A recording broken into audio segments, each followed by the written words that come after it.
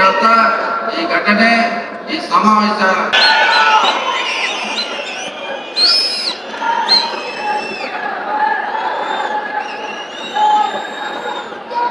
ಯಶಸ್ವಿಯಾಗಲಿಕ್ಕೆ ತಾವೆಲ್ಲ ಕಾರಣರಾಗಿದ್ದೀರಿ. ಅದಕ್ಕೆ ನಾನು ಎಲ್ಲರ ಪರವಾಗಿ, ಪಕ್ಷದ ಪರವಾಗಿ, ನಮ್ಮ ನಾಯಕರುಗಳ ₹300 ಖರೀದಿ ಮಾಡೋದನ್ನ ಆರೋಪ ಮಾಡಿದ್ದಾರೆ. ಮೆಡಿಕಲ್ ಕಾಲೇಜಲ್ಲಿ 200 ಕೋಟಿ ಇದ್ದ 400 ಕೋಟಿ ಮಾಡಿದ ಆರೋಪ ಇದೆ. ಈಗಾಗಲೇ ಸಾಕಷ್ಟು ನಮ್ಮ ಹಿರಿಯ ಮಂತ್ರಿಗಳು ಮಾತಾಡಿದ್ದಾರೆ. ಇದು ಕೇವಲ ಒಂದು 3-4 ಜನ ಮಾತ್ರ ಮಾತಾಡ್ತಾರೆ.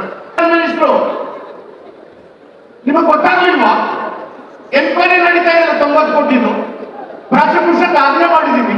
ನಿಮಗೆ ಮನವರಿಕೆ ಹಿಂದುಳಿದ ವರ್ಗಗಳ ಮೀಸಲಾತಿಯನ್ನು ಕೊಡುವ ತೀರ್ಮಾನ ಆಗೋದು ಕಮಂಡಲವನ್ನು ಹಿಡಿದು ರಥಯಾತ್ರೆಯನ್ನು ಮಾಡೋದಲ್ಲ. ಹಿಂದುಳಿದ ವರ್ಗದ ಪಾದಯಾತ್ರೆ ಬರ್ತಾ ಇದ್ದಾರೆ. ಪಾದಯಾತ್ರೆ ಮಾಡಲಿಕ್ಕೆ ಯಾರು ತಕರಾರಿಲ್ಲ. ಅವರ ಪಾದಯಾತ್ರೆಯಲ್ಲಿ ರಾಷ್ಟ್ರೀಯ ಉದ್ದೇಶಗಳಿದ್ದಾವೆ. ಕಾಗೋಡಿನ ಭೂಮಿ ಚಳವಳಿ ಆದಾಗ ಉಡುಗುವವನೇ ಭೂಮಿಯ ಒಡೆ ಅಂತ ಕಾಂಗ್ರೆಸ್ ಸರ್ಕಾರ ತೀರ್ಮಾನ ಮಾಡಿತು. ಉಡುಗುವವನೇ ಭೂಮಿ ಮತ್ತು ನಮ್ಮ ಟೌನ್ ಅಧ್ಯಕ್ಷರುಗಳು ಇಬ್ಬರು ನಾನು ಆತ್ಮೀಯವಾಗಿ ಸ್ವಾಗತವನ್ನು ಬಯಸ್ತಾರೆ. ತಮ್ಮಲ್ಲಿ ನನ್ನ ಮನವಿ ಏನಪ್ಪ ಅಂತ ಹೇಳಿದ್ರೆ, ತಾವೆಲ್ಲ ಬಹಳ ಸದಸ್ಯರುಗಳು ಗೆದ್ದಿರ್ತಕ್ಕಂಥವ್ರು, ಸೋತಿರ್ತಕ್ಕಂಥವ್ರು, ಅವ್ರಿಗೂ ಸಹ ನಾನು ಆತ್ಮೀಯವಾದಂತಹ ಸ್ವಾಗತವನ್ನು ಬಯಸ್ತೀನಿ. ಷಡ್ಯಂತ್ರ ಅವರು ಮಾಡ್ತಾ ಇದ್ದಾರೆ. ಸರ್ಕಾರವನ್ನ ಕಿತ್ತಾಕಬೇಕಂತ ಪ್ರಯತ್ನ ಮಾಡ್ತಾ ಇದ್ದಾರೆ. ಅವರ ವಿರುದ್ಧವಾದಂತಹ ಹೋರಾಟ ಕರಪ್ಷನ್ ಎಷ್ಟಾಗುತ್ತೆ. ಇವತ್ತು ಮಂತ್ರಿಮಂಡಲ ಸಂಪೂರ್ಣ ಮಂತ್ರಿಗಳಿದ್ದಾರೆ ಮಾಡ್ತಾ ಮತ್ತು ಈ ಮಾಧ್ಯಮದ ಗೆಳೆಯರು, ನಮ್ಮ ಮಾಧ್ಯಮದ ಗೆಳೆಯರು ನಮ್ಗೆ ಬಹಳ ಸಹಕಾರ ಕೊಟ್ಟಿದ್ದಾರೆ. ಅವ್ರಿಗೂ ಸಹ ಚಕ್ರವನ್ನು ಕಟ್ಟಿ 2013ನೇ ಇಸ್ವಿನಲ್ಲಿ 135 ಜನ ಶಾಸಕರು ವಿಧಾನಸಭೆ ಮಾಡಲಿಕ್ಕೆ ಸಾರ್ವಜನಿಕ ಜೀವನದ ಮೌಲ್ಯಗಳ ಅರಿವಿಲ್ಲದೆ ಇರ್ತಕ್ಕಂಥವ್ರು ಬಾಯಿಗೆ ಬಂದಂತೆ ಮಾತಾಡ್ತಾ ಇದ್ದೀವಿ. ಆಂದೋಲನವನ್ನು ಮಾಡಿದಂತಹ ದಿನ ಇಂದಿನ ಆಂದೋಲನ ಜನಾಂದೋಲನಕ್ಕೂ ಭಾರತದ ಕ್ವಿಟ್ ಇಂಡಿಯಾ ಚಳವಳಿಗೂ ಆಳವಾದಂತ ಪರಿಶೀಲನೆ ಇರಬೇಕು. ಅದಕ್ಕೆ ಸಾಕಷ್ಟು ಪುರಾವೆಗಳು, ಸಾಕ್ಷಿಗಳಿರಬೇಕು. ಲೋಕಾಯುಕ್ತದ ಪೊಲೀಸ್ ತನಿಖೆ ಏನಾಗುತ್ತೆ ಅಂತ ಗೊತ್ತಾಗಬೇಕು. ಬ್ಯಾಂಕ್ನ ಅಧಿಕಾರಿ, ಕೇಂದ್ರ ಸರ್ಕಾರದ ಅಧೀನದ ಬ್ಯಾಂಕ್ನ ಅಧಿಕಾರಿ ನಾಪತ್ತೆ ಆಗಿದ್ದಾರೆ. ಫೈನಾನ್ಸ್ ಮಿನಿಸ್ಟರ್ ಏನು ಜನರೇ ಜನಾಂದೋಲನವನ್ನ ನಡೆಸುವಂತ ದೊಡ್ಡ ಐತಿಹಾಸಿಕ ಕ್ಷಣಕ್ಕೆ ಈ ಕಹಳೆಯನ್ನ ಊದಬೇಕು ಅಂತ ಕೂಡ ಜ್ಯೋತಿ ಕೆಲಸದ ಮೇಲೆ ವಿನಂತಿ ಮಾಡ್ತೀನಿ.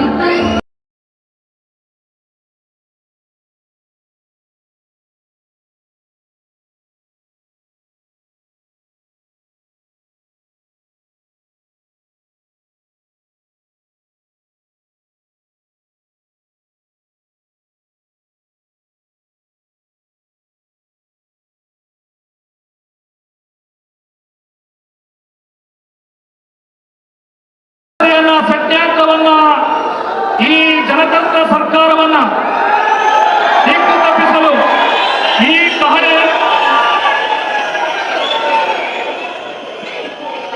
ಕಾಂಗ್ರೆಸ್ ಪಕ್ಷಕ್ಕೆ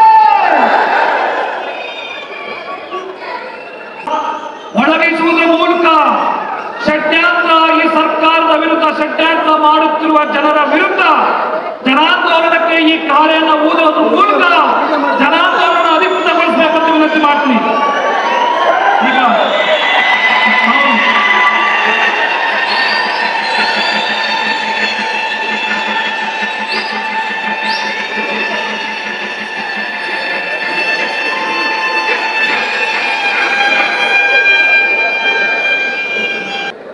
ಹದಿನೆಂಟನೇ ತಾರೀಕು ಒಬ್ಬ ಕಾರ್ಯಕರ್ತ ಲೋಕಾಯುಕ್ತ ಕೊಡ್ತಾನೆ.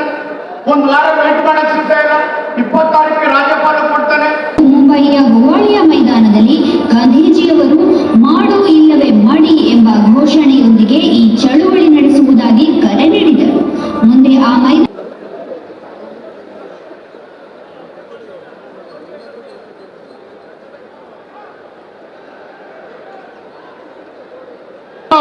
ಸುಳ್ಳು ಆರೋಪಗಳ ವಿರುದ್ಧ ಕರ್ನಾಟಕದ ಅತ್ಯಂತ ಜನಪ್ರಿಯ ವಕೀಲರು ಆಗಿರುವಂತ ಮತ್ತು ಇಂಡಿಯನ್ ನ್ಯಾಷನಲ್ ಕಾಂಗ್ರೆಸ್ ಪಾರ್ಟಿಯ ಸಾಮಾಜಿಕ ಜಾಲತಾಣಗಳಲ್ಲಿ ಇದರ ಸಾಫ್ಟ್ ಕಾಪಿಯನ್ನ ವಿತರಿಸುತ್ತೇವೆ. ಕರ್ನಾಟಕ ರಾಜ್ಯದ ಎಲ್ಲ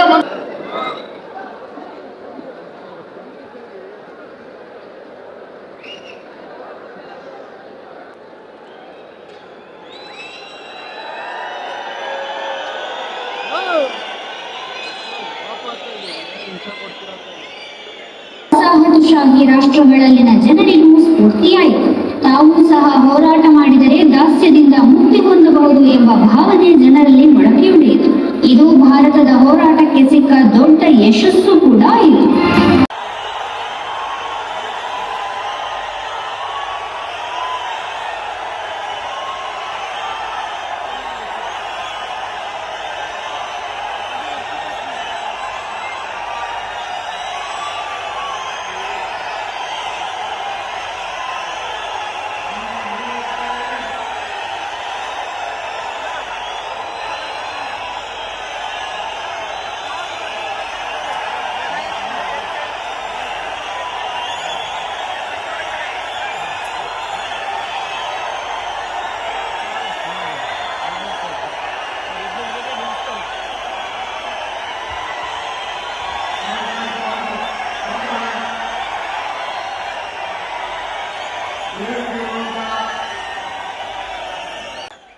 ನಿಮ್ಮ ಅಭಿಮಾನಕ್ಕೆ, ನಿಮ್ಮ ಪ್ರೀತಿಗೆ ಸಹಸ್ರ ಸಹಸ್ರ ಧನ್ಯವಾದಗಳು. ಕೂತ್ಕೊಳ್ಳಿ ಪ್ಲೀಸ್. ಏಯ್ ಕೂಡ್ರಿ.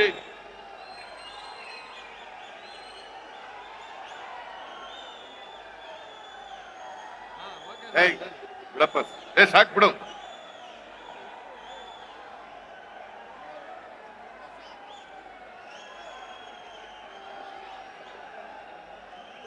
ಅಖಿಲ ಭಾರತ ಕಾಂಗ್ರೆಸ್ ಪಕ್ಷದ ಪ್ರಧಾನ ಕಾರ್ಯದರ್ಶಿಗಳು, ಕರ್ನಾಟಕ ರಾಜ್ಯದ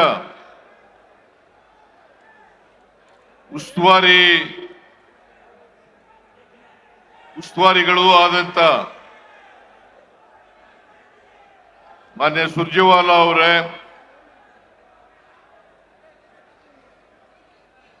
ಪ್ರದೇಶ ಕಾಂಗ್ರೆಸ್ ಸಮಿತಿಯ ಅಧ್ಯಕ್ಷರು, ರಾಜ್ಯದ ಉಪಮುಖ್ಯಮಂತ್ರಿಗಳು ಆದಂತ ಶ್ರೀ ಡಿ.ಕೆ. ಶಿವಕುಮಾರ್ ಅವರೇ,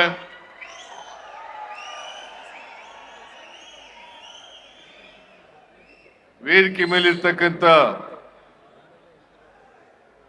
ಎಲ್ಲ ಸಚಿವ ಸಹೋದ್ಯೋಗಿಗಳೇ,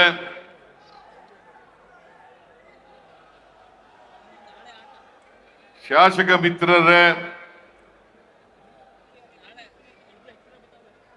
ಸಂಸತ್ತಿನ ಸದಸ್ಯರುಗಳೇ, ಮಾಜಿ ಶಾಸಕರೇ, ಮಾಜಿ ಸಂಸತ್ ಸದಸ್ಯರುಗಳೇ,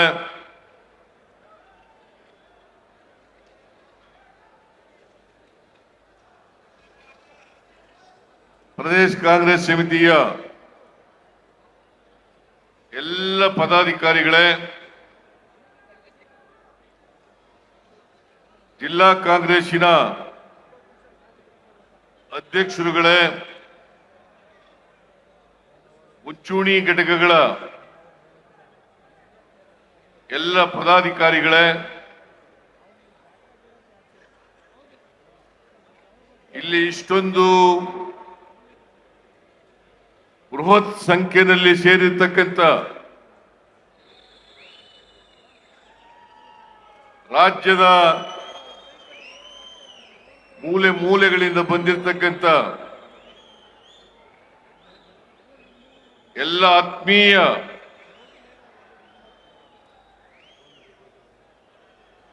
ಕಾರ್ಯಕರ್ತ ಬಂಧುಗಳೇ, ತಾಯಂದಿರೇ, ಎಲ್ಲ ಯುವಕ ಮಿತ್ರರೇ,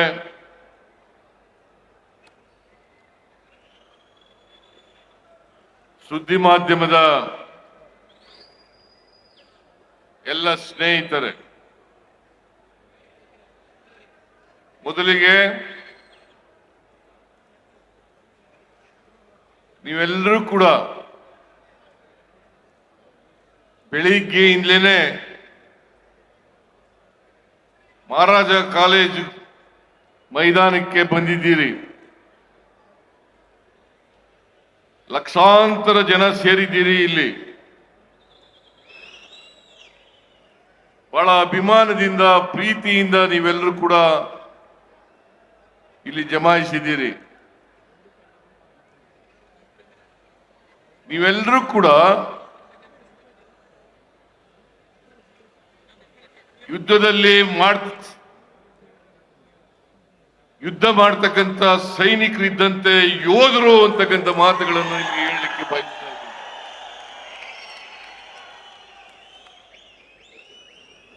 ಪ್ರಜಾಪ್ರಭುತ್ವಕ್ಕೆ ಅಪಾಯ ಬಂದಾಗ, ಸಂವಿಧಾನಕ್ಕೆ ಅಪಾಯ ಬಂದಾಗ ಈ ದೇಶದಲ್ಲಿ ನೀವೆಲ್ಲರೂ ಕೂಡ ಯೋಧರಂತೆ ಹೋರಾಟ ಮಾಡ್ತಿ ಪ್ರಜಾಪ್ರಭುತ್ವವನ್ನ, ಸಂವಿಧಾನವನ್ನ ರಕ್ಷಣೆ ಮಾಡ್ತಕ್ಕಂಥ ಕೆಲಸವನ್ನ ನೀವು ಮಾಡ್ತೀರಿ. ಇದನ್ನ ಸ್ವಾತಂತ್ರ್ಯ ಬಂದರಿಂದಲೂ ಕೂಡ ಇಲ್ಲಿವರೆಗೆ ನೀವೆಲ್ಲರೂ ಕೂಡ ಮಾಡ್ತಾ ಇದ್ದೀರಿ. ಅದಕ್ಕೋಸ್ಕರ ನಿಮ್ಮೆಲ್ಲರಿಗೂ, ಕರ್ನಾಟಕದ 7 ಕೋಟಿ ಕನ್ನಡಿಗರಿಗೆ ನನ್ನ ಹೃತ್ಪೂರ್ವಕವಾದಂತಹ ಧನ್ಯವಾದಗಳನ್ನ ಈ ಸಂದರ್ಭದಲ್ಲಿ ಹೇಳಲಿಕ್ಕೆ ಬಯಸ್ತಾ ಇದ್ದೇನೆ. ಇವತ್ತು ಕ್ವಿಟ್ ಇಂಡಿಯಾ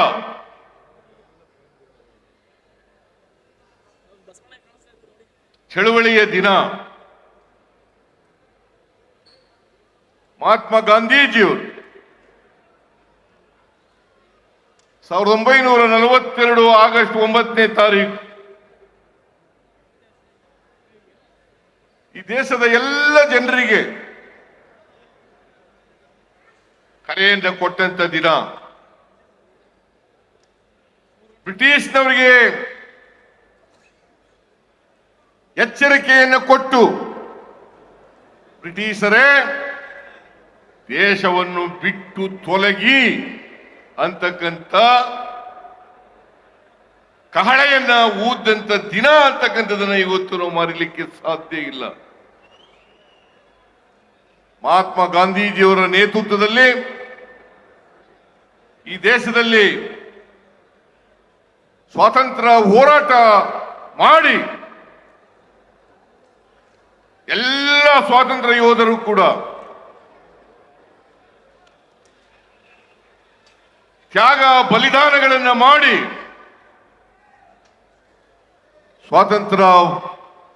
ಸ್ವಾತಂತ್ರ್ಯವನ್ನು ನಮ್ಮೆಲ್ಲರಿಗೂ ಕೂಡ ಲಭಿಸಿಕೊಟ್ರು. ಅಂತಿಮ ಕರೆಯನ್ನ ಮಹಾತ್ಮ ಗಾಂಧೀಜಿಯವರು ಕೊಟ್ಟರು. ಬ್ರಿಟಿಷರೇ ಭಾರತವನ್ನು ಬಿಟ್ಟು ತೊಲಗಿ. ಆ ದಿನ ಇವತ್ತು ಸಮಾವೇಶ ಮಾಡಬೇಕಾದಂತ ಅನಿವಾರ್ಯತೆ ಇದೆ. ನಾನು ಈ ಸಂದರ್ಭದಲ್ಲಿ ಈ ನಾಡಿನ ಎಲ್ಲ ಜನರಿಗೆ, ದೇಶದ ಎಲ್ಲ ಜನರಿಗೆ ಕ್ವಿಟ್ ಇಂಡಿಯಾ ದಿನದ ಶುಭಾಶಯವನ್ನ ಎಲ್ರಿಗೂ ಕೂಡ ಕೋರ್ಲಿಕ್ಕೆ ಬಯಸ್ತಾ ಇದ್ದೇನೆ.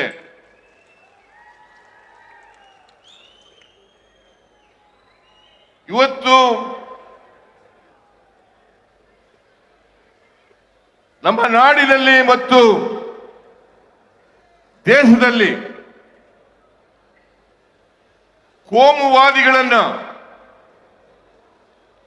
ಜಾತಿವಾದಿಗಳನ್ನ,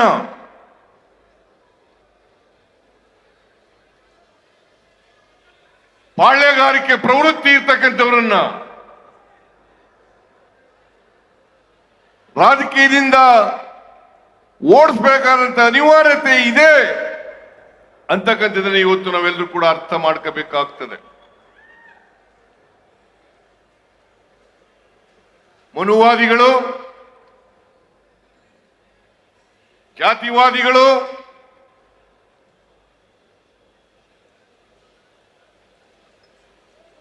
ಹಾಗೂ ಪಾಳ್ಯಗಾರಿಕೆ ಪ್ರವೃತ್ತಿ ಇರ್ತಕ್ಕಂಥವ್ರು ಯಾರು ಕೂಡ ಶೋಷಿತರು ಅಧಿಕಾರ ಮಾಡತಕ್ಕಂಥದನ್ನ ಸಹಿಸಲ್ಲ. ಇದನ್ನ ನಾವೆಲ್ಲರೂ ಕೂಡ ಒಕ್ಕೊಲಿನಿಂದ ಖಂಡಿಸಬೇಕಾಗ್ತದೆ, ವಿರೋಧ ಮಾಡಬೇಕಾಗ್ತದೆ. ಅದಕ್ಕೋಸ್ಕರವಾಗಿ ಈ ಸಮಾವೇಶವನ್ನ ಏರ್ಪಾಡು ಮಾಡಿರ್ತಕ್ಕಂಥದ್ದು.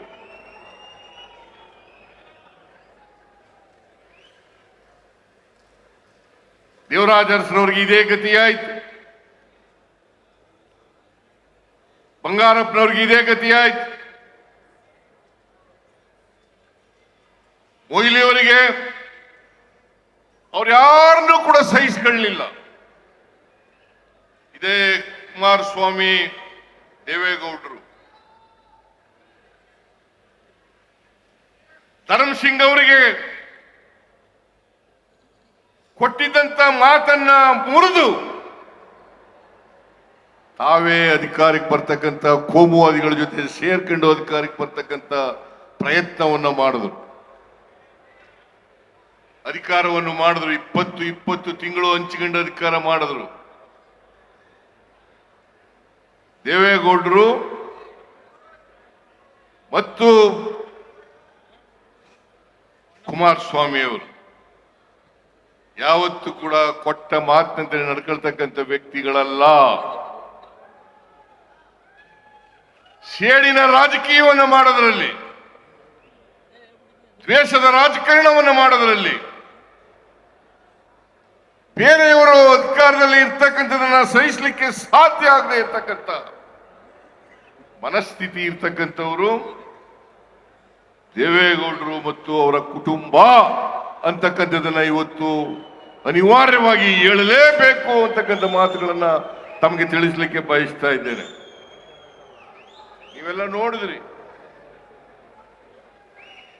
ಟಿವಿನಲ್ಲಿ ಬಿಜೆಪಿಯವರು ಜೆಡಿಎಸ್ನವರು ಹೇಗೆ ಒಬ್ರಿಗೊಬ್ರು ಬೈದಾಡ್ಕೊಂಡಿದ್ರು.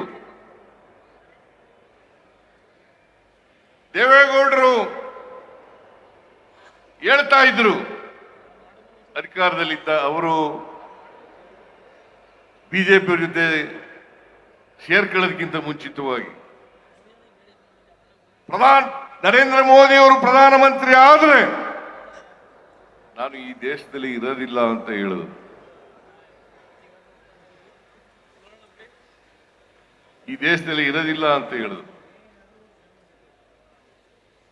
ಕುಮಾರಸ್ವಾಮಿ ಅವರು ಮುಖ್ಯಮಂತ್ರಿ ಆದಾಗ 2006ನೇ ಇಸ್ವಿನಲ್ಲಿ ಏನಾದರೂ ಬಿಜೆಪಿಯವ್ರ ಜೊತೆ ಕುಮಾರಸ್ವಾಮಿ ಸೇರ್ಕೊಂಡು ಸರ್ಕಾರ ಮಾಡಿದ್ರೆ ನನ್ನ ಎಣದ ಮೇಲು ಮಾಡಬೇಕು ಅಂತ ಹೇಳಿದ್ರು.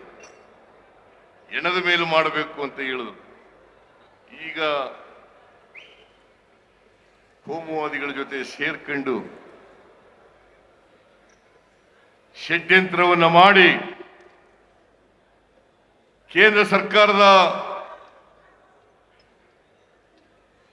ಸರ್ಕಾರ ಜೊತೆ ಶಾಮೀಲಾಗಿ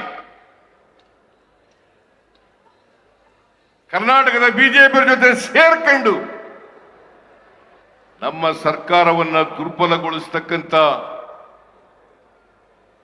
ದುಷ್ಟ ಪ್ರಯತ್ನವನ್ನ ಮಾಡ್ತಾ ಇದ್ದಾರೆ. ದುಷ್ಟ ಪ್ರಯತ್ನವನ್ನು ಮಾಡ್ತಾ ಇದ್ದಾರೆ. ನಾನು ನಿಮಗೆ ತಿಳಿಸ್ಲಿಕ್ಕೆ ಬಯಸ್ತಾ ಇದ್ದೇನೆ, ಗೊತ್ತಿದೆ ನಿಮ್ಗೆಲ್ಲರಿಗೂ ಕೂಡ.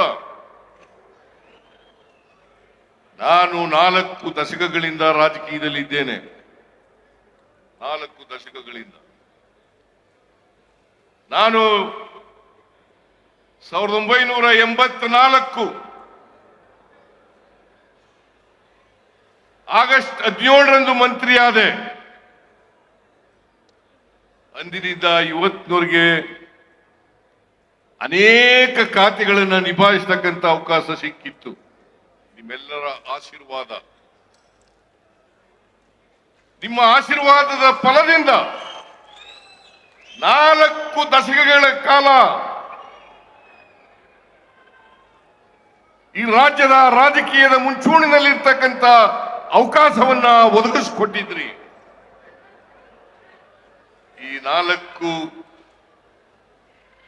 ದಶಕಗಳ ಕಾಲ ನಾನು ಮಂತ್ರಿಯಾಗಿದ್ದೆ, 2 ಸಾರಿ ಉಪಮುಖ್ಯಮಂತ್ರಿಯಾಗಿದ್ದೆ, 2 ಸಾರಿ ಡೆಪ್ಟಿ ಚೀಫ್ ಮಿನಿಸ್ಟರ್ ಆಗಿದ್ದೆ, 2 ಸಾರಿ ಮುಖ್ಯಮಂತ್ರಿ ಆಗಿದ್ದೇನೆ. 2013ರಿಂದ 2018ರವರೆಗೆ ಈ ರಾಜ್ಯದ ಜನರ ಆಶೀರ್ವಾದದಿಂದ, ಶಾಸಕರ ಬೆಂಬಲದಿಂದ ನಾನು ಮುಖ್ಯಮಂತ್ರಿ ಆಗ್ತಕ್ಕಂಥ ಅವಕಾಶ ಸಿಕ್ಕಿತ್ತು. ಮತ್ತೆ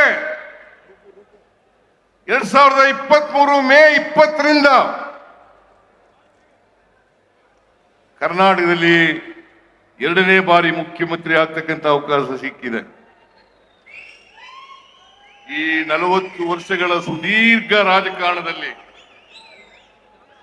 ನನ್ನ ಮೇಲೆ ಯಾವುದೇ ಕಪ್ಪು ಚುಕ್ಕಿ ಇಲ್ಲ.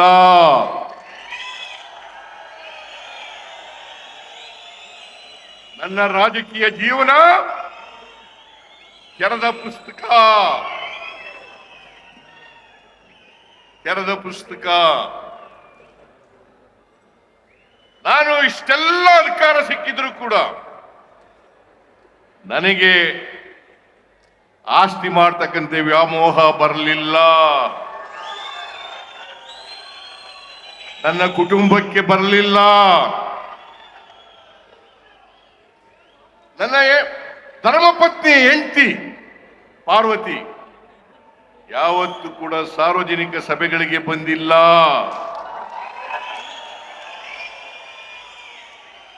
ನಾನು ಮಂತ್ರಿ ಆಗಲಿ ಮುಖ್ಯಮಂತ್ರಿ ಆಗಲಿ ಪ್ರಮಾಣ ವಚನ ಸ್ವೀಕಾರ ಮಾಡತಕ್ಕಂಥ ಸಮಾರಂಭಕ್ಕೂ ಬಂದಿಲ್ಲ. ಬಹುಶಃ ಇಲ್ಲಿ ಕೂತಿರ್ತಕ್ಕಂಥ ಅನೇಕ ಜನರು ನನ್ನ ಹೆಂಡತಿ ಮುಖನೂ ಕೂಡ ನೋಡಿಲ್ಲ.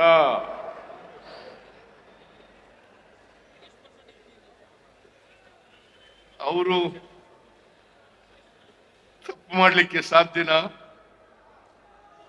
ನಾನು ತಪ್ಪು ಮಾಡಲಿಕ್ಕೆ ಸಾಧ್ಯನಾ? ಈ ರಾಜ್ಯದ ಜನರಿಗೆ ದ್ರೋಹ ಮಾಡಲಿಕ್ಕೆ ಸಾಧ್ಯನಾ? ಯಾವತ್ತೂ ಕೂಡ ದ್ರೋಹ ಮಾಡಲ್ಲ, ಮಾಡಿಲ್ಲ, ಮಾಡೋದು ಇಲ್ಲ. ನಾನು ಎಲ್ಲಿವರೆಗೆ ರಾಜಕೀಯದಲ್ಲಿ ಇರ್ತೀನಿ ಅಲ್ಲಿವರೆಗೆ ಮಾಡಲ್ಲ.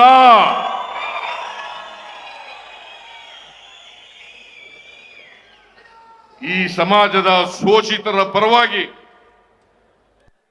ಬಡವರ ಪರವಾಗಿ, ಪರಿಶಿಷ್ಟ ಜಾತಿ ಪರಿಶಿಷ್ಟ ವರ್ಗದವರ ಪರವಾಗಿ ಅವರನ್ನ ಸಾಮಾಜಿಕವಾಗಿ ಆರ್ಥಿಕವಾಗಿ ಸಮಾಜದಲ್ಲಿ ಶಕ್ತಿ ಕೊಟ್ಟು ಅವರನ್ನು ಕೂಡ ಮುಖ್ಯವಾಹಿನಿಗೆ ತರಬೇಕು ಅಂತಕ್ಕಂಥ ಹಂಬಲ ಬಿಟ್ರೆ ಆಸ್ತಿ ಮಾಡಬೇಕು,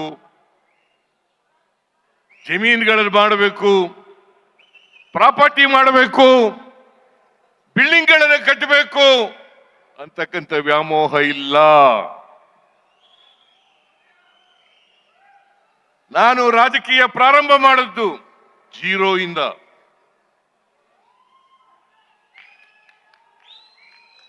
ನಿಮಗೆ ನಿಜ ಹೇಳಬೇಕು ಅಂದ್ರೆ 1983ನೇ ಇಸ್ವಿನಲ್ಲಿ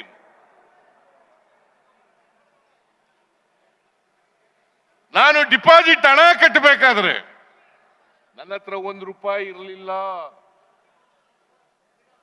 ನಾನು ಕೋರ್ಟ್ನಲ್ಲಿ ಲಾಯರ್ ಕೆಲಸ ಮಾಡ್ಕೊಂಡಿದ್ದೆ. ಮೈಸೂರು ತಾಲೂಕಿನ ಚಾಮುಂಡೇಶ್ವರಿ ಕ್ಷೇತ್ರದ ಎಲ್ಲ ಜನರು ಬಂದು ನೀವು ಚುನಾವಣೆಗೆ ನಿಲ್ಲೇಬೇಕು ಅಂತ ಹೇಳಿದ್ರು. ನಮ್ಮ ಆಫೀಸ್ ಕ್ಲರ್ಕ್ ಆನಂದ ಇವತ್ತು ಬದುಕಿಲ್ಲ. ಅವನಿಗೆ ಹೇಳಿ ಅವತ್ತು ಡಿಪಾಸಿಟ್ ಹಣ ₹250. ₹250 ಕೂಡ ನನ್ನ ಹತ್ರ ಇರಲಿಲ್ಲ.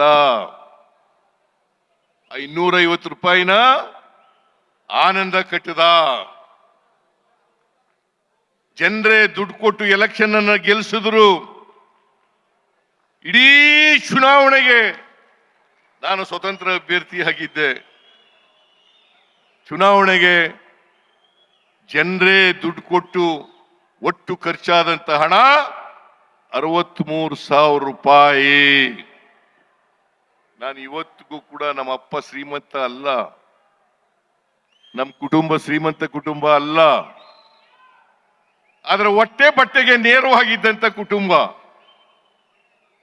ಹಾಗಾಗಿ ನಮ್ಮಪ್ಪ ರಾಜಕೀಯಕ್ಕೆ ಬರಬೇಡ ಅಂತ ಹೇಳ್ತಿದ್ದ. ನೀನು ರಾಜಕೀಯಕ್ಕೆ ನಾನು ತಾಲೂಕು ಬೋರ್ಡ್ ಎಲೆಕ್ಷನ್ ನಿಂತ್ಗೆ 1978 ಇಸ್ವಿನಲ್ಲಿ ನಮ್ಮಪ್ಪನ ಕೇಳದೆ ಹೋಗಿ ತಾಲೂಕು ಅಭಿವೃದ್ಧಿ ಮಂಡಳಿಗೆ ನಿಲ್ಬೇಕು ಅಂತ ಇದ್ದೀನಿ, ನನಗೆ ಒಪ್ಪಿಗೆ ಕೊಡು ಅಂತ ಕೇಳಿದೆ ನಮ್ಮ ಅಪ್ಪನಿಗೆ. ನೀನು ಚುನಾವಣೆಗೆ ನಿಲ್ಕೂಡುದು ಅಂತ ನಮ್ಮ ಅಪ್ಪ ಹಠ ಮಾಡಿದ್ರು. ನಾನು ಊರಿನವರೆಲ್ಲ ಪಂಚಾಯಿತಿ ಸೇರಿಸ್ದೆ. ನೀವು ದುಡ್ಡು ಕೊಡಬೇಡಪ್ಪ, ₹1 ಕೊಡಬೇಡ, ನಾನು ಚುನಾವಣೆ ನಿಂತ್ಕೋತೀನಿ, ಗೆದ್ದು ಬರ್ತೀನಿ ಅಂತ ಹೇಳಿ ಪಂಚಾಯತಿನಲ್ಲಿ ತೀರ್ಮಾನ ಮಾಡಿ ಪಂಚಾಯತಿಯವರೆಲ್ಲ ಹೇಳಿದ ಮೇಲೆ ನಮ್ಮ ಅಪ್ಪ ಒಪ್ಕೊಂಡ. ಹಾಗಾಗಿ ಇಡೀ ತಾಲೂಕು ಬೋರ್ಡ್ ಎಲೆಕ್ಷನ್ಗೆ ನಾನು ಮತ್ತು ಮಹೇಶ ಒಟ್ಟಿಗೆ MLC ಆಗಿದ್ರು. ಅವನು ಸ್ಕೂಟ್ರು, ಆ ಸ್ಕೂಟ್ರಲ್ಲಿ ಹ್ಯಾಂಡ್ ಬಿಲ್ ಹಂಚಿಗೆ ಬಂದು ಚುನಾವಣೆಯಲ್ಲಿ ಗೆದ್ದೆ ನಾನು. 83ರಲ್ಲಿ ನಿಮ್ಗೆಲ್ಲ ಗೊತ್ತಿದೆ, ನೀವೇ ಗೆಲ್ಲಿಸಿದವರು ಅನೇಕ ಜನ ಚಾಮುಂಡೇಶ್ವರಿ ಕ್ಷೇತ್ರದ ಜನ ಇಲ್ಲಿದ್ದೀರಿ, ನೀವೇ ಗೆಲ್ಲಿಸಿದ್ರಿ. 63,000 ರೂಪಾಯಿ ಚುನಾವಣೆ ಖರ್ಚಾಯ್ತು. 2 ವರ್ಷ ಶಾಸಕನಾಗಿದ್ದೆ, ಮತ್ತೆ ಚುನಾವಣೆ ಬಂತು, ಮತ್ತೆ ಜನರೇ ಗೆಲ್ಲಿಸಿದ್ರು. ನನ್ನ 9 ಚುನಾವಣೆಗಳನ್ನು ಕೂಡ ಜನರೇ ಗೆಲ್ಲಿಸಿದ್ದಾರೆ ಹೊರತು ನಾನು ಮನೆಯಿಂದ ₹1 ಖರ್ಚು ಮಾಡಿಲ್ಲ.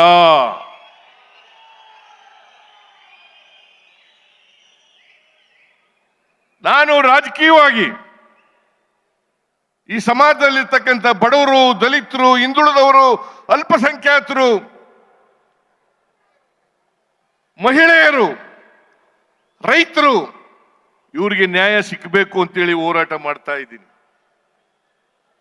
ನಾನು ಬದುಕಿರೋವರೆಗೂ ಕೂಡ ಹೋರಾಟ ಮಾಡ್ತೀನಿ. ಈ ಬಿಜೆಪಿಯವರು, JDSನವರು ಸೇರ್ಕೊಂಡು ದುರುದ್ದೇಶದಿಂದ ಎಷ್ಟೇ ಪಾದಯಾತ್ರೆ ಮಾಡಿದ್ರು ಕೂಡ ನಾನು ಜಗ್ಗವನಲ್ಲ, ನಾನು ಬಗ್ಗವನು ಅಲ್ಲ.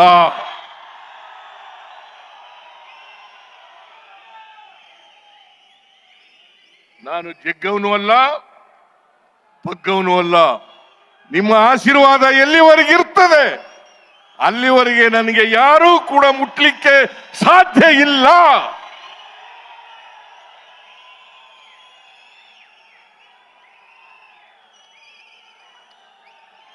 ನಿಮ್ಮ ಆಶೀರ್ವಾದ ಇರೋವರೆಗೆ ನಾನು ಮುಟ್ಟಕ್ಕಾಗುತ್ತಾ? ಈ ಬಿಜೆಪಿಯವರು, JDSನವರು ನನ್ನನ್ನು ಅಲುಗಾಡಿಸ್ಲಿಕ್ಕೆ ಆಗುತ್ತಾ? ನಮ್ಮ ಸರ್ಕಾರ ತೆಗೆದಾಕಕ್ಕಾಗುತ್ತಾ? ಯಾಕಂತಂದ್ರೆ ನಾ 2ನೇ ಸಾರಿ ಮುಖ್ಯಮಂತ್ರಿ ಆಗ್ಬಿಟ್ಟಿದ್ದೀನಿ. ದೇವರಾಜ ಅರಸರವರ ನಂತರ ಸಂಪೂರ್ಣ 5 ವರ್ಷಗಳನ್ನ ಪೂರೈಸಿರ್ತಕ್ಕಂಥ ಯಾರಾದ್ರೂ ಮುಖ್ಯಮಂತ್ರಿ ಇದ್ರೆ ಅದು ಸಿದ್ದರಾಮಯ್ಯ ಅಂತಕ್ಕಂಥದನ್ನ ಕರ್ನಾಟಕದಲ್ಲಿ ತಿಳ್ಕೋಬೇಕಾಗ್ತದೆ. ಅದಕ್ಕೆ ಹೊಟ್ಟೆ ಉರಿ ಅವರಿಗೆ.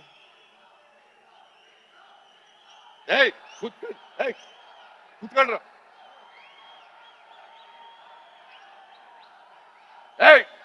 ಕೂತ್ಕೊಂಡ್ರು.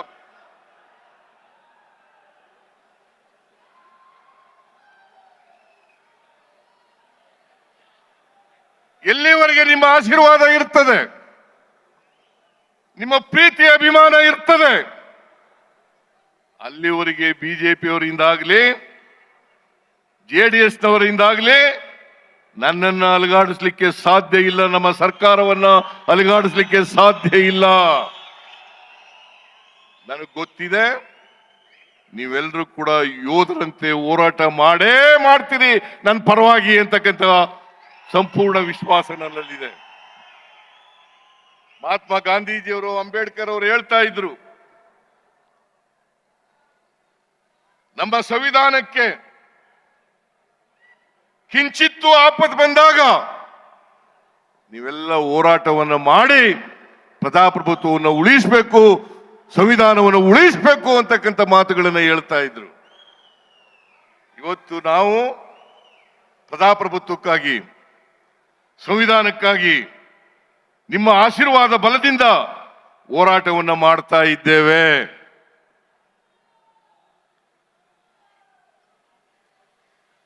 ಈ ಸಾರಿ ವಿಧಾನಸಭೆ ಕರೆದಾಗ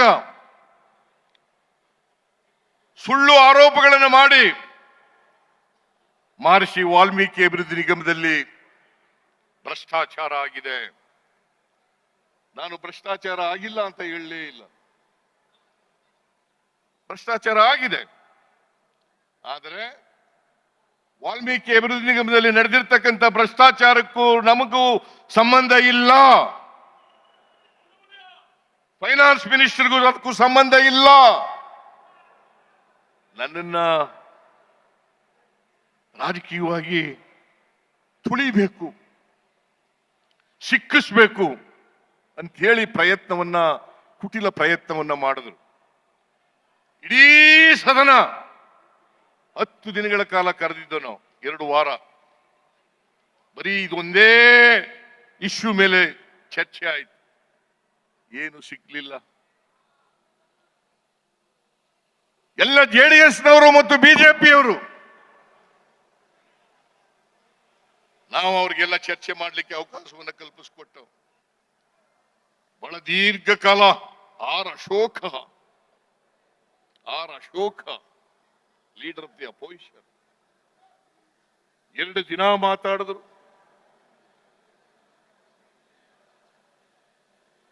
ಅಸಂಬದ್ಧವಾಗಿ ಮಾತಾಡಿದ್ರು. ಯಾವುದೇ ದಾಖಲಾತಿಗಳನ್ನ ಇಟ್ಟುಕೊಂಡು ಚರ್ಚೆ ಮಾಡಲಿಲ್ಲ.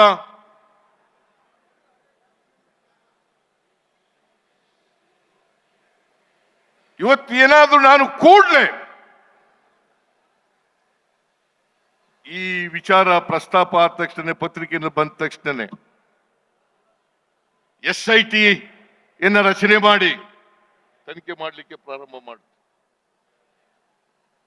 ಯಾರು ವಾಲ್ಮೀಕಿ ಅಭಿವೃದ್ಧಿ ನಿಗಮ ಮಂಡಲದಲ್ಲಿ ಆರೋಪಿಗಳಿದ್ದಾರೆ ಅವರೆಲ್ಲರನ್ನು ಕೂಡ ಅರೆಸ್ಟ್ ಮಾಡಿದ್ರು. 12 ಜನರನ್ನು ಅರೆಸ್ಟ್ ಮಾಡಿಸಿದ್ದೀವಿ. 12 ಜನರನ್ನು ಅರೆಸ್ಟ್ ಮಾಡಿದ್ದೀವಿ.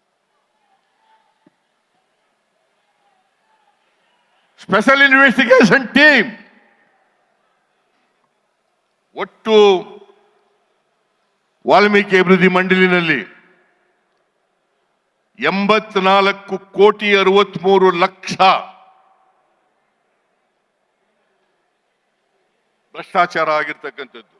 84,63,00,000. ಅದು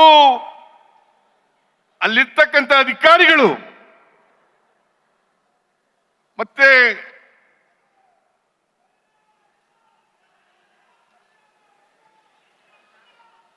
ಅಲ್ಲಿರ್ತಕ್ಕಂಥ ಅಧಿಕಾರಿಗಳು ಯಾರು ಬರ್ಕೊಟ್ಟವರು?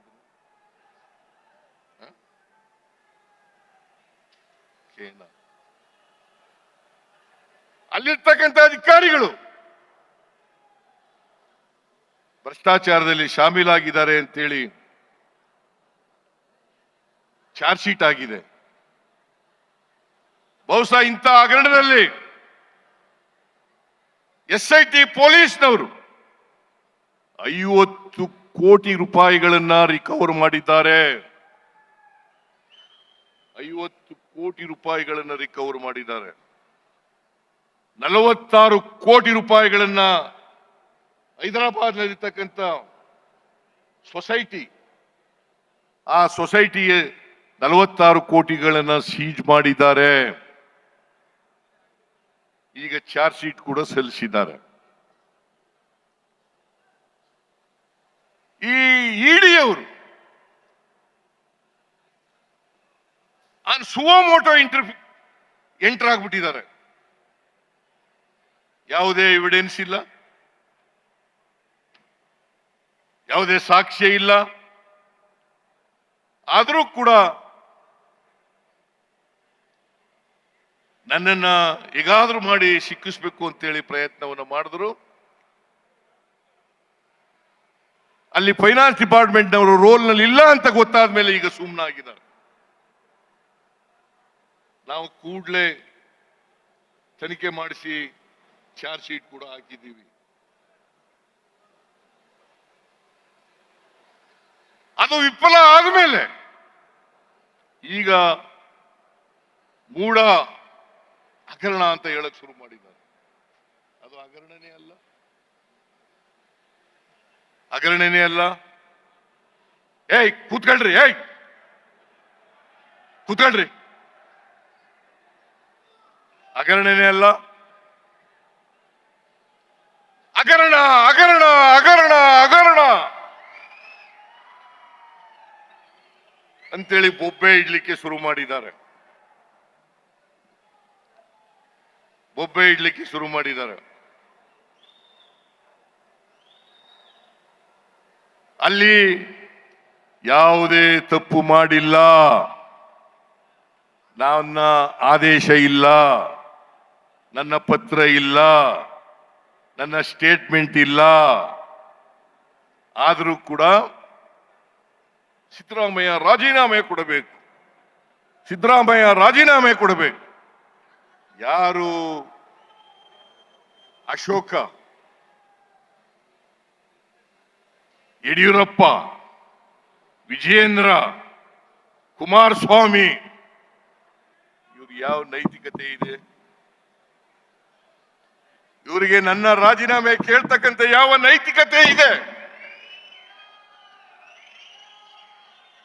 ಯಡಿಯೂರಪ್ಪನವರು ಅವ್ರಿಗೇನಾದ್ರು ಮಾನ ಮರ್ಯಾದೆ ಇದ್ದಿದ್ರೆ ರಾಜಕೀಯದಿಂದ ನಿವೃತ್ತಿ ಆಗಬೇಕಾಗಿತ್ತು. 82 ವರ್ಷ ಅವರಿಗೆ, 82 ವರ್ಷ ಸೆಕ್ಷುವಲ್ ಹೆರಾಸ್ಮೆಂಟ್ ಮಾಡಿ ಪೋಕ್ಸೋ ಕೇಸ್ನಲ್ಲಿ ಸಿಕ್ಕಾಕೊಂಡು ಚಾರ್ಜ್ ಶೀಟ್ ಹಾಕಿದ್ದಾರೆ ಅವ್ರ ಮೇಲೆ. ಪೋಕ್ಸೋ ಕೇಸ್ನಲ್ಲಿ ಸಿಕ್ಕಾಕೊಂಡು ಚಾರ್ಜ್ ಶೀಟ್ ಹಾಕಿದ್ದಾರೆ. ಅವರು ನಮಗೆ ಬುದ್ಧಿವಾದ ಹೇಳೋದು, ರಾಜೀನಾಮೆ ಕೊಡಿ, ರಾಜೀನಾಮೆ ಕೊಡಿ, ರಾಜೀನಾಮೆ ಕೊಡಿ. 10ನೇ ತಾರೀಕಿನೊಳಗಡೆ ರಾಜೀನಾಮೆ ಕೊಟ್ಬಿಡಬೇಕು. What moral right he has? Mister ಯಡಿಯೂರಪ್ಪನವರೇ, ನೀವು 1-2 ಹಗರಣಗಳನ್ನು ಮಾಡಿರೋದು ನೀವು ಅಧಿಕಾರದಲ್ಲಿದ್ದಾಗ.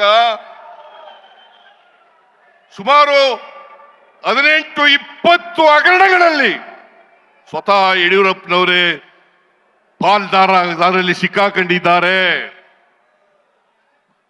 18-20 ಹಗರಣಗಳಲ್ಲಿ ಸಿಕ್ಕಾಕೊಂಡಿದ್ದಾರೆ. ವಿಜಯೇಂದ್ರ ಅನೇಕ ಹಗರಣಗಳಲ್ಲಿ ಸಿಕ್ಕಾಕೊಂಡಿದ್ದಾರೆ. ಈಗೆಲ್ಲ ನೀವು ನೋಡಿದ್ರಿ ಯತ್ನಾಳ್ ಅವರ ಸ್ಟೇಟ್ಮೆಂಟ್ ಅನ್ನು. ಯಾರು ಹೇಳಿರೋದು? ಯಾರು ಹೇಳಿರೋದು? ಯಾವ ಪಾರ್ಟಿಯವರು? ಅವರು ಬಿಜೆಪಿ ಪಾರ್ಟಿಯವರು. Yatnal senior leader of the BJP party, ಅವರು ಹೇಳ್ತಾರೆ ಯಡಿಯೂರಪ್ಪ ಸಾವಿರಾರು ಕೋಟಿ ರೂಪಾಯಿಗಳನ್ನ, ವಿಜಯೇಂದ್ರ ಸಾವಿರಾರು ಕೋಟಿ ರೂಪಾಯಿಗಳನ್ನ ಒಡೆದಿದ್ದಾರೆ ಅಂತೇಳಿ. ವಿಶ್ವನಾಥ್,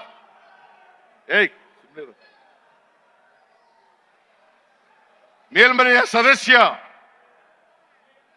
ಅಪ್ಪರ್ ಭದ್ರಾ ಯೋಜನೆಯಲ್ಲಿ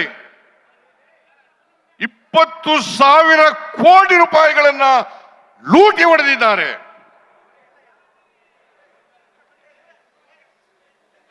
ಕುಮಾರಸ್ವಾಮಿ, ನಿಮ್ಗೆ ಯಾವ ನೈತಿಕತೆ ಇದೆಯೇನ್ರಿ? ಜಂತ್ಕಲ್ ಪ್ರಕರಣ ಮರ್ತು ಬಿಟ್ಟಿದ್ದೀರಾ? ಮೈನಿಂಗ್ ಪ್ರಕರಣ ಮರ್ತು ಬಿಟ್ಟಿದ್ದೀರಾ? ರಾಜ್ಯದ ಜನ ಮರೀಲಿಕ್ಕೆ ಸಾಧ್ಯ ಇಲ್ಲ. ಜಂತ್ಕಲ್ ಪ್ರಕರಣ ಸುಮಾರು 22 ಕಂಪನಿಗಳಿಗೆ ರಿನ್ಯೂವಲ್ ಮಾಡಿಕೊಟ್ಟಿದ್ದೀರಿ. ನಾಚಿಕೆ ಆಗಲ್ಲ ನಿಮಗೆ? ಮಾನ ಮರ್ಯಾದೆ ಏನಾದ್ರು ಇದೆಯಾ ನಿಮಗೆ? ನನ್ನ ರಾಜೀನಾಮೆ ಕೇಳಲಿಕ್ಕೆ, ನನ್ನ ರಾಜೀನಾಮೆ ಕೊಡಲಿಕ್ಕೆ, ಕೇಳಲಿಕ್ಕೆ ನಿಮ್ಗೆ ಯಾವ ನೈತಿಕ ಹಕ್ಕಿದೆ? ಆರ್ ಅಶೋಕ ಇವರು ಲ್ಯಾಂಡ್ ಗ್ರಾಂಟ್ ಕಮಿಟಿ ಚೇರ್ಮನ್ ಆಗಿದ್ರು. ಎಂತ ಕಾವಲದು?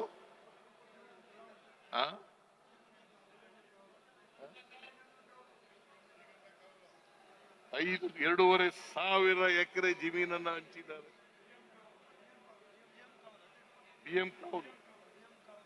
BM ಕಾವಲು ಹೈಕೋರ್ಟ್ಗೆ ಹೋಗಿ ಸುಪ್ರೀಂ ಕೋರ್ಟ್ಗೆ ಹೋಗಿ ಸ್ಟೇ ತಗೊಂಡಿದ್ದಾರೆ. ನಾಚಿಕೆ ಆಗಲ್ಲ? Even today, the case is pending in the Supreme Court. Mr. Ashok, ನಾಚಿಕೆ ಆಗಲ್ಲ ನಿಮ್ಗೆ? ನಾನೇನಾದ್ರು ತಪ್ಪು ಮಾಡಿದ್ದೀನಾ? ಯಡಿಯೂರಪ್ಪನ ಹತ್ರ ಡಿನೋಟಿಫೈ ಮಾಡಿದ್ದೀನಾ? ಯಡಿಯೂರಪ್ಪನ ತರ ಪ್ರೇರಣಾ ಸಂಸ್ಥೆಗೆ ಚೆಕ್ ಮೂಲಕ ದುಡ್ಡು ತಗೊಂಡಿದ್ದೀನಾ? ಈ ಪ್ರಶ್ನೆಗಳಿಗೆಲ್ಲ ಉತ್ತರ ಹೇಳ್ಬೇಕು. ಎಲ್ಲ ಪ್ರಶ್ನೆಗಳಿಗೆ ಉತ್ತರ ಹೇಳ್ಬೇಕು.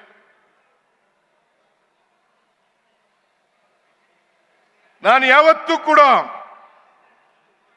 ದ್ವೇಷದ ಸೇಡಿನ ರಾಜಕಾರಣವನ್ನು ಮಾಡಲಿಲ್ಲ. ಬಹುಶಃ ನಾನು ಮಾಡಿದ್ರೆ ಇವತ್ತಿನ ಪರಿಸ್ಥಿತಿ ಉದ್ಭವ ಆಗ್ತಾ ಇರಲಿಲ್ಲ.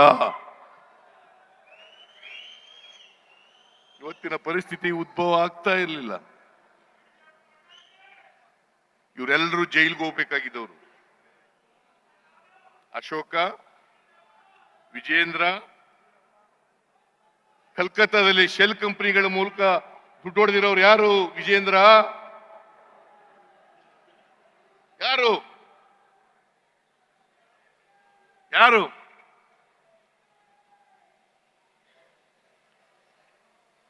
ಇವರು ನನ್ನ ಬಗ್ಗೆ ಮಾತಾಡ್ಲಿಕ್ಕೆ what moral right they have? 40 ವರ್ಷಗಳ ರಾಜಕಾರಣದಲ್ಲಿ ಅನೇಕ ವರ್ಷಗಳ ಕಾಲ ಅಧಿಕಾರದಲ್ಲಿದ್ರು ಕೂಡ ನಾನು 15 ಬಜೆಟ್ಗಳನ್ನು ಮಂಡಿಸಿದ್ದೀನಿ.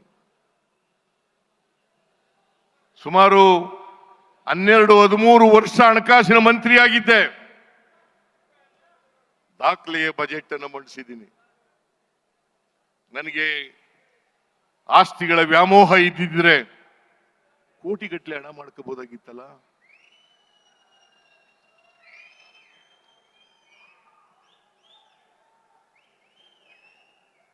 ನಿಜ ಹೇಳ್ಬೇಕು ಅಂದ್ರೆ ಮೊನ್ನೆವರೆಗೆ ನನಗೆ ಮೈಸೂರಿನಲ್ಲಿ ಮನೆ ಇರಲಿಲ್ಲ. ಈಗ ಮನೆ ಕಟ್ತಾ ಇದ್ದೀನಿ. ಹಿಂದೆ 2 ಮನೆ ಕಟ್ಟಿ ಮಾರ್ಬಿಟ್ಟೆ ಸಾಲ ತೀರ್ಸಕ್ಕೋಸ್ಕರ. 2 ಮನೆ ಕಟ್ಟಿ ಮಾರ್ಬಿಟ್ಟೆ.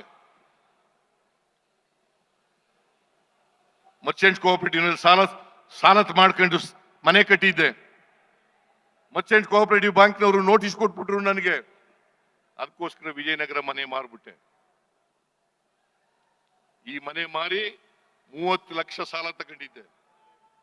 30 ಲಕ್ಷ ತೀರ್ಸ್ಲಿಕ್ಕೋಸ್ಕರ ಮನೆನೇ ಮಾರ್ಬಿಟ್ಟೆ. ಒಂದು ದಿನ ವಾಸಕ್ಕೆ ಹೋಗ್ಲಿಲ್ಲ. ಇದು ನನ್ನ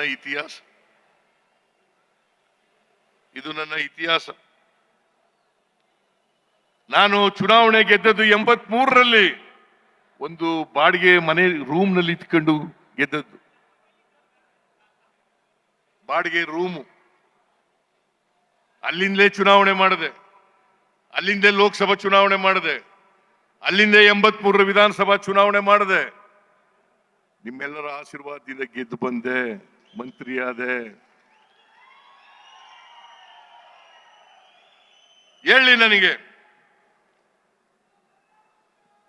ಈಗ ಕಟ್ತಾ ಇರ್ತಕ್ಕಂಥ ಮನೆ ಬಿಟ್ಟು ಒಂದೇ ಒಂದು ಸೈಟ್ ಇದ್ರೆ ತೋರಿಸ್ಲಿ ನೋಡೋಣ. ನಾನು ಮೈಸೂರು ನಗರದಲ್ಲಿ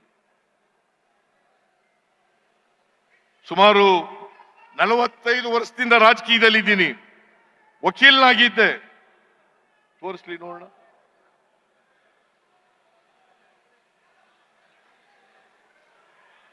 ಅದರಿಂದ ಇವತ್ತು ಏನು ಮೂಡಾದಲ್ಲಿ ಆಗಿದೆ ಅಂತ ಒಬ್ಬೆ ಹೊಡಿತಾ ಇದ್ದಾರೆ. ನನ್ನನ್ನ ಸಿಕ್ಕಿಸ್ಬೇಕು ಅಂತ ಪ್ರಯತ್ನವನ್ನು ಮಾಡ್ತಾ ಇದ್ದಾರೆ. ರಾಜಭವನವನ್ನ ದುರುಪಯೋಗ ಮಾಡ್ಕೊಳ್ಳಿಕ್ಕೆ ಪ್ರಯತ್ನವನ್ನು ಮಾಡ್ತಾ ಇದ್ದಾರೆ. ಈ ಷಡ್ಯಂತ್ರದಲ್ಲಿ ಕೇಂದ್ರ ಸರ್ಕಾರ, ಕುಮಾರಸ್ವಾಮಿ, ಯಡಿಯೂರಪ್ಪ, ವಿಜಯೇಂದ್ರ, ಅಶೋಕ ಇವರೆಲ್ಲರೂ ಕೂಡ ಸೇರ್ಕೊಂಡಿದ್ದಾರೆ. ಈ ಷಡ್ಯಂತ್ರದಲ್ಲಿ ಇವರೆಲ್ಲರೂ ಕೂಡ ಸೇರ್ಕೊಂಡಿದ್ದಾರೆ. ನಿಮ್ಗೆ ಸುಮ್ಮನೆ ಒಂದು ಉದಾಹರಣೆ ಹೇಳ್ಬೇಕು ಅಂತಂದ್ರೆ, ಇವತ್ತು ಕ್ರೆಡಿಬಿಲಿಟಿ ಇಲ್ಲದೆ ಇರ್ತಕ್ಕಂಥ ಅಬ್ರಾಮ್ ನನ್ ಕಂಪ್ಲೇಂಟ್ ಕೊಡ್ತಾರೆ ಗವರ್ನರ್ಗೆ.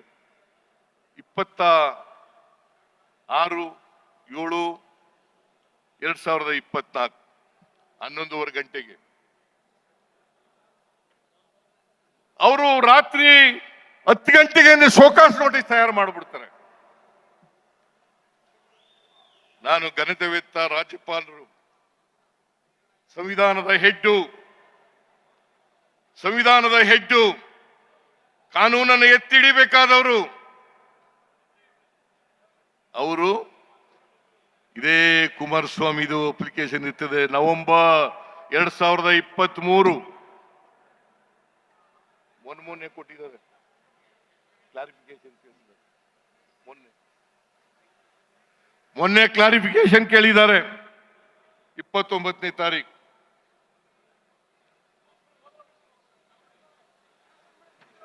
ಜೊಲ್ಲೆ, ಶಶಿಕಲಾ ಜೊಲ್ಲೆ ಅವರು 22ನೇ ಇಸ್ವಿ, ಇವತ್ತಿನವರಿಗೆ ಏನು ಕೇಳಿಲ್ಲ, ಅವ್ರಿಗೆ ನೋಟಿಸ್ ಕೊಟ್ಟಿಲ್ಲ. ನಿರಾಣಿ ಅವ್ರ ಮೇಲೆ ನೋಟಿಸ್ ಕೊಟ್ಟಿಲ್ಲ. ಘನತೆವೆತ್ತ ರಾಜ್ಯಪಾಲರು ನನ್ನ ಕೇಸ್ನಲ್ಲಿ ಬಹಳ ಆತುರವಾಗಿ ಕೊಟ್ಬಿಟ್ಟಿದ್ದಾರಲ್ಲ. ಇದರಲ್ಲಿ ಬೋನಫೈಡೀಸ್ ಇದೆಯಾ? ಕಾನೂನು ರೀತಿ ಮಾಡಿದ್ದಾರಾ? ಮಾಡಿಲ್ಲ.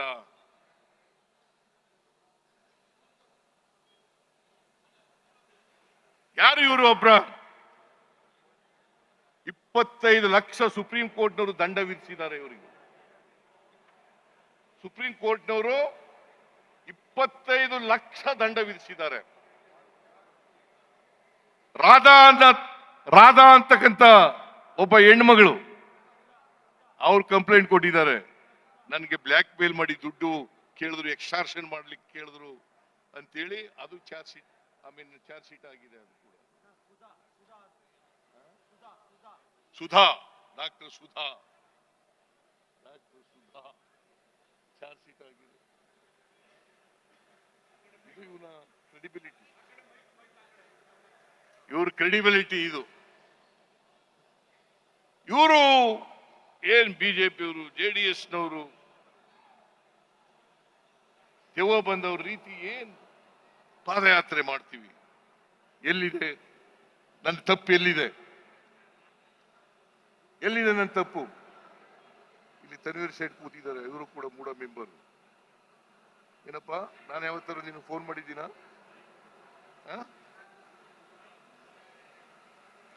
ಯಾವತ್ತೂ ನಾನು ಯಾವ ಸದಸ್ಯರಿಗೂ ಫೋನೂ ಮಾಡಿಲ್ಲ.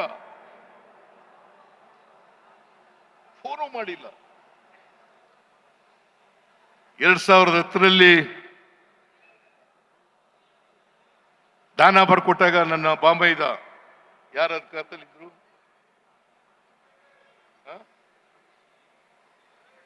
ಯಡಿಯೂರಪ್ಪ. ಆಮೇಲೆ 2021ರಲ್ಲಿ ಸೈಟ್ ಕೊಟ್ಟಾಗ ಯಾರ ಅಧಿಕಾರದಲ್ಲಿದ್ರು? ಬಿಜೆಪಿ. ಬಸವರಾಜ ಬೊಮ್ಮಾಯಿ, ಯಡಿಯೂರಪ್ಪ. ಎಲ್ಲಿದೆ ತಪ್ಪು? ಎಲ್ಲಿದೆ ತಪ್ಪು? ಏನಾರು ತಪ್ಪು ಮಾಡಿರ್ತಕ್ಕಂಥದ್ದು ಮೂಢ. ಯಾಕಂದ್ರೆ ಬಿಜೆಪಿಯವರು ಹೇಳ್ತಾರೆ ತಪ್ಪು ಮಾಡಿದ್ದಾರೆ. ನಾನು ಇನ್ಫ್ಲೂಯೆನ್ಸ್ ಮಾಡಿದ್ದೀನಿ. ಡೆಪ್ಟಿ ಚೀಫ್ ಮಿನಿಸ್ಟರ್ ಇದ್ದಾಗ ಲೀಡರ್ ಆಫ್ ದಿ ಅಪೋಸಿಷನ್ ಆಗಿ ಇನ್ಫ್ಲೂಯೆನ್ಸ್ ಮಾಡಿದ್ದೀನಿ. ಅವ್ರದೇ ಅಧ್ಯಕ್ಷ, ಅವ್ರ ಪಾರ್ಟಿ ಅಧ್ಯಕ್ಷ ರಾಜೀವ್, ಅವನಿಗೂ ಫೋನ್ ಮಾಡಿಲ್ಲ ನಾನು.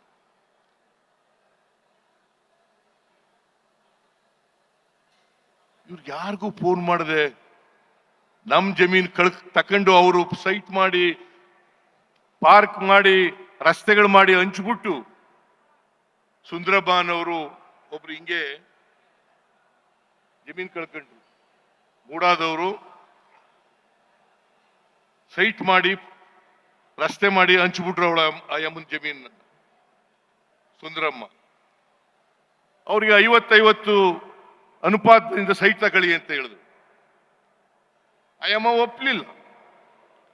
She went to the high court.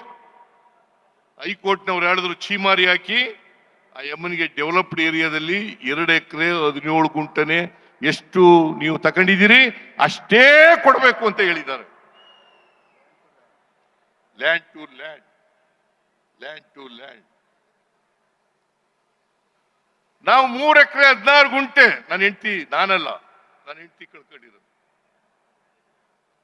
2014ರಲ್ಲಿ ಹೇಳಿದ್ರು ನನಗೆ ಮೂಡಾದವರು, ನನ್ನ ಹೆಂಡತಿ ಅರ್ಜಿ ಕೊಟ್ಟಾಗ ನಾನು ಹೇಳಿದೆ, ನಾ ಚೀಫ್ ಮಿನಿಸ್ಟರ್ ಅವರಿಗೆ 1 ಗುಂಟೆನೂ ಕೊಡ್ಕೊಡುದು ಅಂತ ಮೂಡಾದವ್ರಿಗೆ ಹೇಳಿದೆ. 2014ರಿಂದ 21ರವರೆಗೆ ಕೊಡ್ಲಿಲ್ಲ. ಮತ್ತೆ ನಾವು ಇಂಥ ಜಾಗದಲ್ಲಿ ಕೊಡಿ ಅಂತ ಕೇಳಿಲ್ಲ, ಅವರೇ ಕೊಟ್ಟಿದ್ದಾರೆ. ಅಟಾನಮಸ್ ಬಾಡಿ ಅದು. ಮೂಡಾದಲ್ಲಿ ಬೋರ್ಡ್ನಲ್ಲಿ ಬಿಜೆಪಿಯವರು ಇದ್ದಾರೆ, JDSನವರು ಇದ್ದಾರೆ, ಕಾಂಗ್ರೆಸ್ನವರು ಇದ್ದಾರೆ, ಎಲ್ಲ ಇದ್ದಾರೆ. ಅವರು ಇಂಡಿಯಾ ವಿಸ್ಡಮ್ ಕೊಟ್ಟಿದ್ದಾರೆ. ನಮ್ ತಪ್ಪ ಅದು.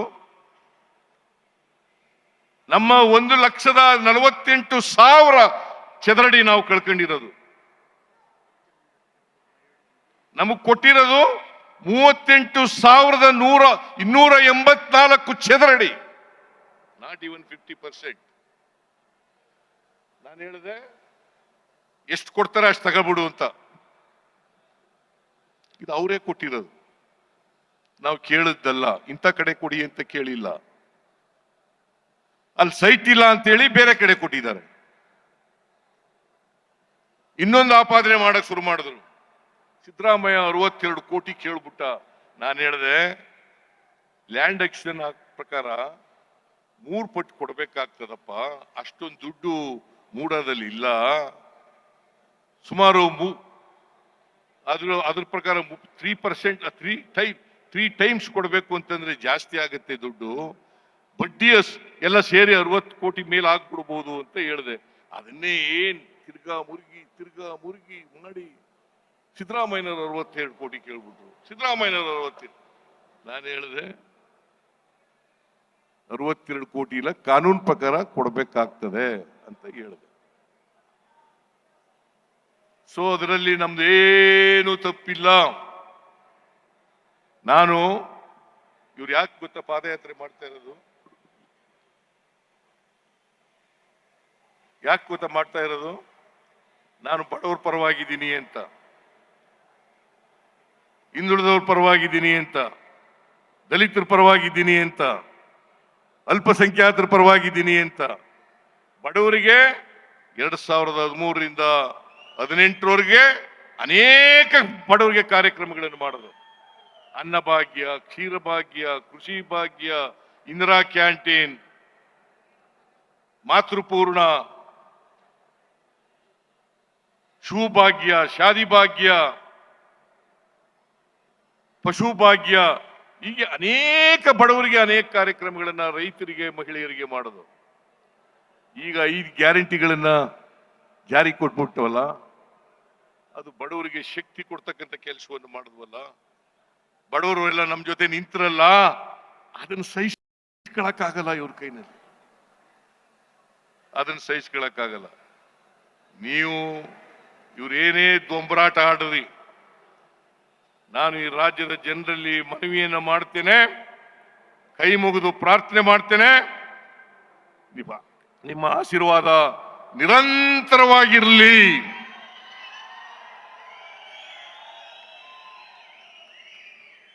ನಿರಂತರವಾಗಿ